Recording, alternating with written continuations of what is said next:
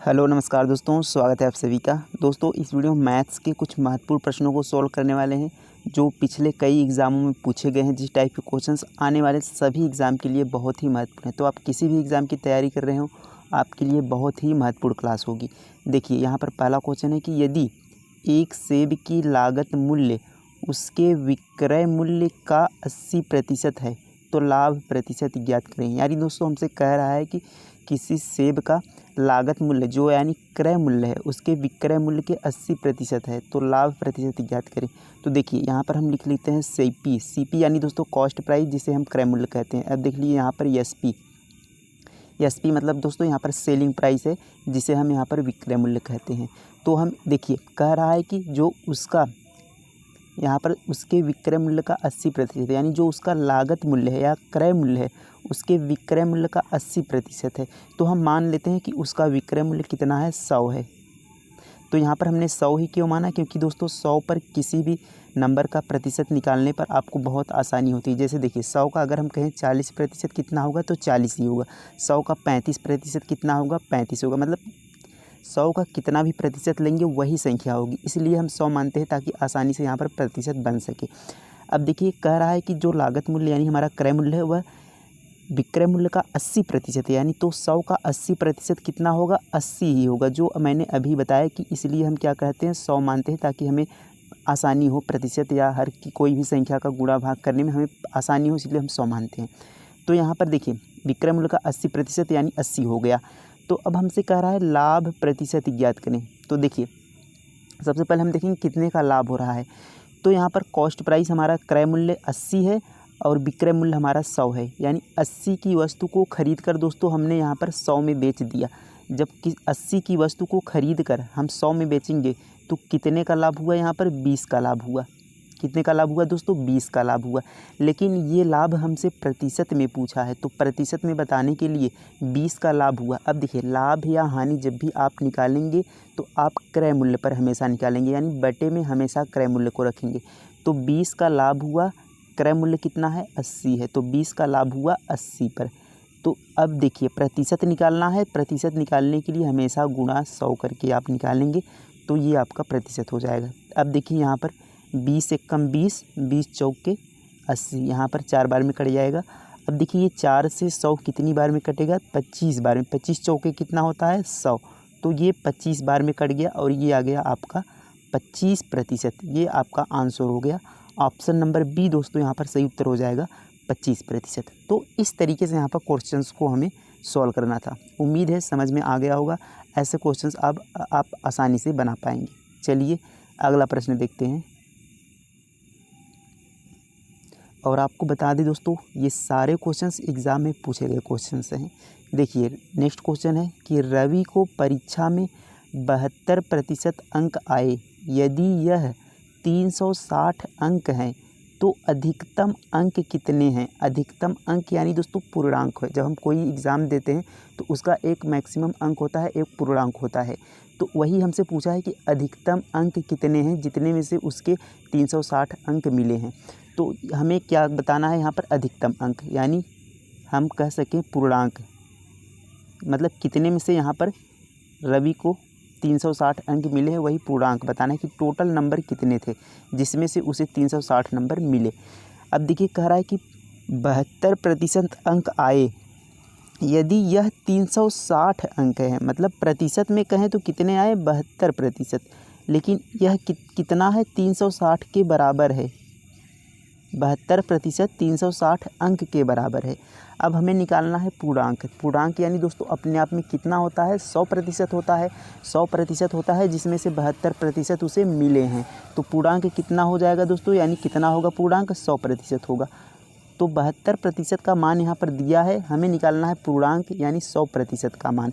तो देखिए 72% का मान दिया है, तो जिसका मान दिया होगा उस प्रतिशत को हम बटे में रखेंगे। तो 360, अब 72 का मान दिया है तो बटे में हम यहाँ पर 72 कर लेंगे। और यहाँ पर देखिए प्रतिशत यहाँ पर है तो यहाँ पर प्रतिशत लगा लेंगे, या प्रतिशत ना भी लगाएं तो भी कोई यहाँ पर दिक्कत नहीं, क्योंकि यहाँ पर जो प्रतिशत होगा 100% का ये आपस में कट जाएगा। तो यहाँ पर प्रतिशत ना लगाएं तो ही यहाँ पर सही होगा। देखिए अब यहाँ पर 72% का मान दिया था 360, तो हमने 72% को बटे में रख लिया ताकि 1% का पता चले। अब 1% का यहाँ पता चल जाएगा तो उस पर हिसाब से हम यहाँ पर गुणा 100 कर दिया ताकि 100% का हमें मान यहाँ पर निकल जाए। अब इसको हम सॉल्व कर लेते हैं। तो देखिए 36 से कम 36 और ये 36 दूना कितना हो जाएगा, 72 हो जाएगा।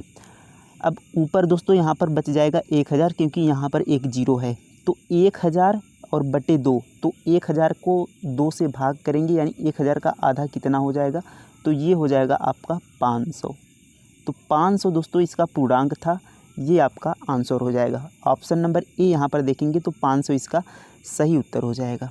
तो इस तरीके से यहाँ पर इस क्वेश्चन को आपको सॉल्व करना था। उम्मीद है समझ में आ गया होगा। अगला क्वेश्चन देखेंगे। देखिए अगला प्रश्न है, ए तथा बी का औसत 36 है, बी तथा सी का औसत 42 है, सी तथा ए के बीच कितना अंतर है, ये आपको बताना है। तो यहाँ पर देखेंगे तो ए और बी इन दोनों का औसत कितना है, तो 36 है। और देखेंगे तो सी, यहाँ पर बी और सी, बी और सी जो कि यहाँ पर दिया है, इसका औसत दोस्तों 42 है। अब हमें सी और ए के बीच अंतर बताना है। तो अब हम कैसे यहाँ पर बता सकते हैं, तो हमने देखा यहाँ पर बी है, ए बी प्लस सी है और इसमें भी क्या है, बी प्लस सी। यहाँ पर ए प्लस बी है और यहाँ पर बी प्लस सी है, तो हमने दोनों में बी देखा। तो इस तरीके से जब दोनों में हमने बी देखा तो हम सबसे पहले इसका सम निकाल लेते हैं। सम यानी योग कैसे निकलेगा, जैसे दो संख्याओं का औसत 36 है, तो दो संख्या है तो इनका सम निकालने के लिए 2 से हम गुणा कर देंगे। तो इस तरीके से देखिए 36 दूना कितना हो गया, 72 हो गया। ये इनका सम है यानी इनका योग है। अब उसी तरीके से यहाँ पर दो संख्याओं का औसत 42 है बी और सी का, तो दोनों का योग निकाल लेंगे। दो संख्याएं हैं तो 2 से गुणा कर देंगे। योग निकालने के लिए आप हमेशा जितनी संख्याएं हों उतने से गुणा कर देना है। तो 42 दूना 84 हो जाएगा। अब देखिए ये दोनों का सम आ गया, ए प्लस बी का सम 72 आ गया, बी प्लस सी का सम 84 आ गया। अब देखिए हमने यहाँ पर देखा दोनों में यहाँ पर बी है, तो अगर हम दोनों में से बी को घटा दें तो ए और सी का अंतर यहाँ पर हमें पता चल जाएगा जो हमसे यहाँ पर पूछा गया है। तो बड़ी संख्या देखिए कौन सी है, 84 वाली। तो हम बी प्लस सी को यहाँ पर ऊपर रख लेते हैं, बी प्लस सी, ये बराबर कितना दोस्तों, 84 है। अब उसी तरीके से देखिए नीचे यहाँ पर हम रख लेते हैं बी प्लस ए। तो ए प्लस बी कहें या बी प्लस ए कहें मतलब एक ही है। तो यहाँ पर ये है 72। अब हमने 84 को इसलिए ऊपर रखा बी प्लस सी को ताकि हमें घटाने में आसानी हो, यहाँ पर माइनस में ना आए। तो यहाँ पर 84 बड़ी संख्या है तो इसलिए हमने ऊपर रखा, 72 को नीचे रखा जो कि बी प्लस ए है। अब देखिए यहाँ पर अगर हम इस समीकरण को घटा दें, ये हमारा समीकरण बन गया। अब इसे हम सॉल्व करेंगे तो ए को अगर इस समीकरण को घटा दें तो देखिए यहाँ पर बी प्लस में है और नीचे वाला बी माइनस में हो जाएगा। तो एक प्लस में और एक माइनस में हमेशा क्या होंगे, कट जाएंगे। तो ये आपका कट जाएगा। अब देखिए यहाँ पर बचेगा जो सी होगा और ए यहाँ पर माइनस में होगा क्योंकि हम घटा रहे हैं, तो ये चिन्ह जो हमारा प्लस का है ये माइनस में हो जाएगा। तो यहाँ पर हमारा बचेगा सी और माइनस ए, सी माइनस ए, और ये बराबर होगा 84 में से 72 को घटाएंगे। तो देखिए यहाँ पर 84 में से 72 को घटाएंगे तो यहाँ पर बचेगा 8 4 12, कितना हो जाएगा दोस्तों, बचेगा 12। तो देखिए यहाँ पर सी माइनस ए, इनका अंतर हमसे पूछा था कि सी तथा ए के बीच अंतर, तो यहाँ पर देखिए सी और ए बी का अंतर यहाँ पर आ गया, सी और ए का अंतर 12 आ गया। तो 12 इसका क्या हो जाएगा, आंसर हो जाएगा। ऑप्शन नंबर सी देखिए यहाँ पर सही उत्तर हो जाएगा। तो इस तरीके से थोड़ा समय लगा मुझे सोल्व करने में, लेकिन आप समझ जाएंगे तो आसानी से यहाँ पर सोल्व कर पाएंगे। चलिए अगला प्रश्न देखेंगे। देखिए अगला प्रश्न है कि ए अनुपात बी 8:5 है और सी अनुपात बी 3:4 है। तो ए अनुपात बी अनुपात सी यहाँ पर हमसे पूछा है कि ए अनुपात बी अनुपात सी तीनों को मिलाकर अनुपात उनका कितना होगा।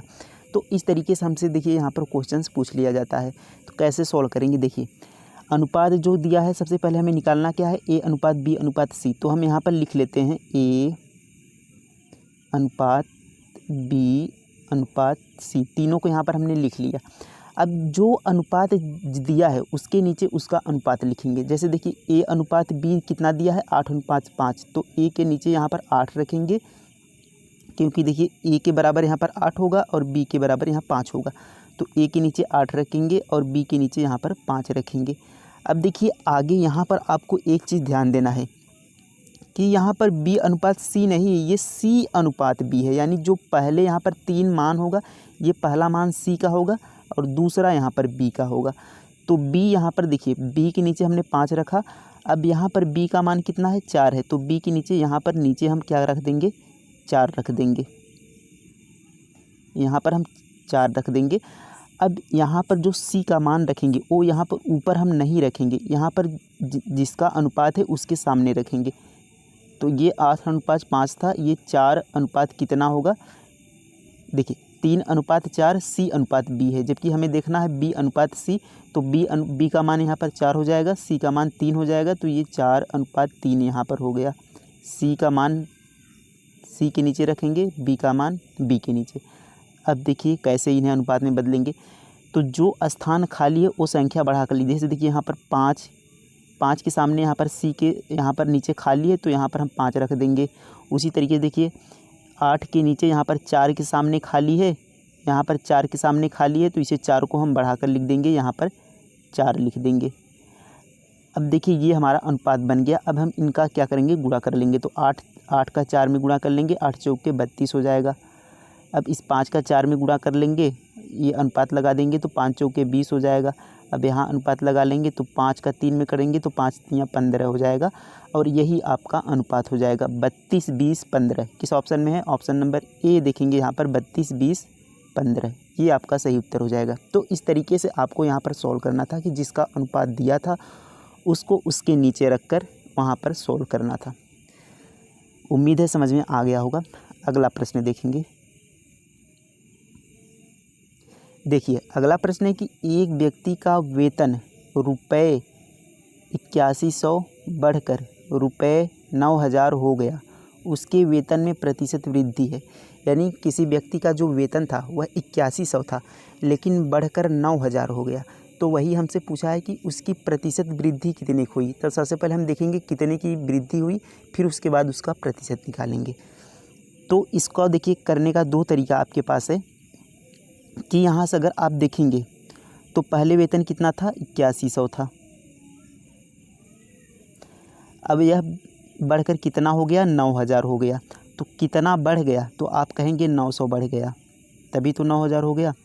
तो 900 बढ़ गया, कितने पर बढ़ा, यानी पहले कितना था। तो जो अनुपात हमेशा जो प्रतिशत हमेशा निकालते हैं वह पहले वाले पे निकालते हैं, बढ़े वाले पे नहीं, पहले वाले पे। तो पहले वेतन कितना था, 8100 था। 8100 से 9000 हो गया, कितना बढ़ गया, 900 बढ़ गया। तो अगर हमसे पूछता कितना बढ़ा तो 900 बढ़ा, लेकिन हमसे पूछा है प्रतिशत में कितने की वृद्धि हुई। तो 900 की वृद्धि हुई कितने पर हुई, 8100। पहले कितना था, 8100 पे। अब प्रतिशत निकालना है तो 100 यहाँ गुणा कर लेंगे। अब यहाँ पर देखिए 0 से यहाँ पर 0 कट जाएगा और 9 से यहाँ पर 81, 9 बार में कट जाएगा। और यहाँ पर आ गया दोस्तों हमारा 100/9, 100/9। तो ये आपका आंसर हो गया 100/9। तो 100/9 दोस्तों ऑप्शन नंबर ए यहाँ पर आपका सही उत्तर हो जाएगा, 100/9। अब इस क्वेश्चन को आप यहाँ पर रेशियो मेथड से भी कर सकते थे कि दोनों का अनुपात ले लेते कि देखिए कैसे। तो पहले वेतन कितना था, पहले का वेतन है 8100, बाद में कितना बढ़ गया, 9000 हो गया। तो इन दोनों का अनुपात जब लेंगे तो ये 0 से 2 0 यहाँ पर कट जाएगा, यहाँ भी कट जाएगा। अब देखिए ये बचेगा 9 से काटेंगे तो 9 9 81, और ये देखिए 9 10 में 90, यानी 10 बार में कट गया। अब देखिए यहाँ पर कहेंगे तो कितने की वृद्धि हो गई, 9 से 10 हो गया, 1 की वृद्धि हो गई।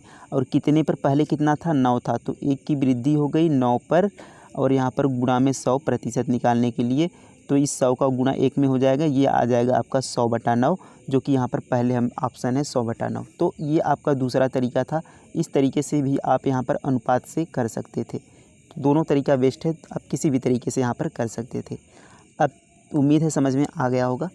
अगला प्रश्न देखेंगे।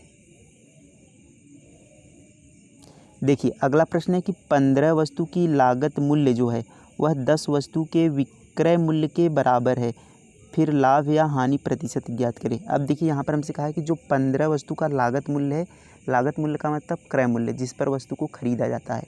तो जो 15 वस्तु का क्रय मूल्य वह 10 वस्तु के विक्रय मूल्य के बराबर है, तो लाभ हानि प्रतिशत। तो इसके लिए सबसे पहले हमें पता होना चाहिए कि उसका क्रय मूल्य कितना है, उसका विक्रय मूल्य कितना है।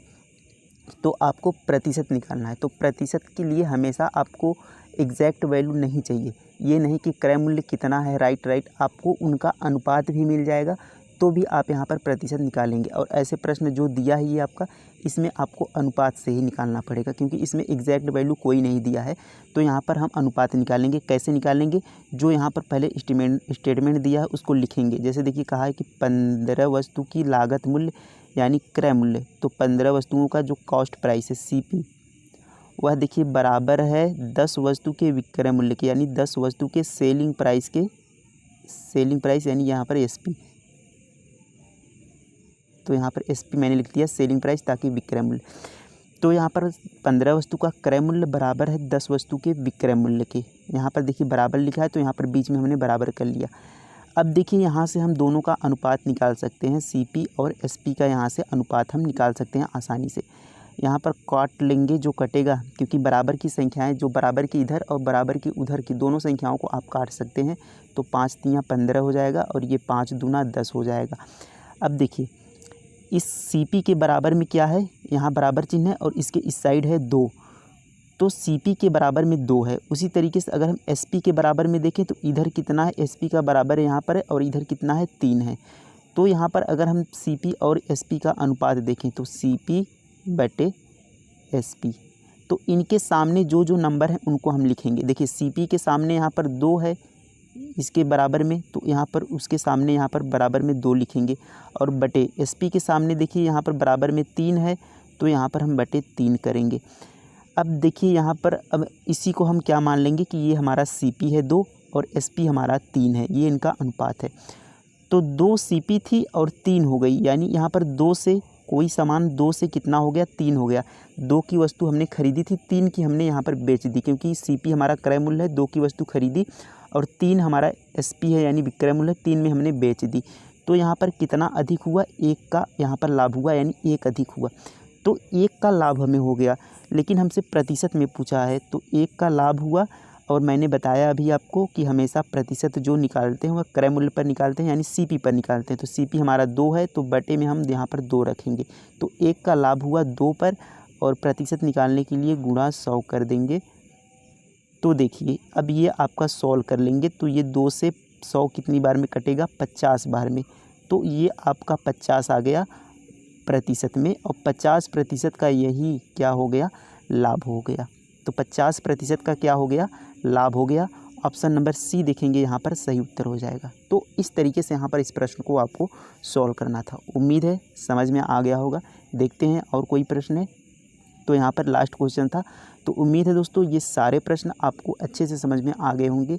तो वीडियो कैसा लगा कमेंट में ज़रूर बताइएगा। और ये सारे प्रश्न प्रीवियस ईयर एग्ज़ाम में, अलग अलग एग्ज़ाम में पूछे गए क्वेश्चन हैं, तो इसीलिए आपके सभी एग्ज़ाम के लिए बहुत ही महत्वपूर्ण होंगे। तो मिलते हैं अगले वीडियो में, तब तक के लिए धन्यवाद।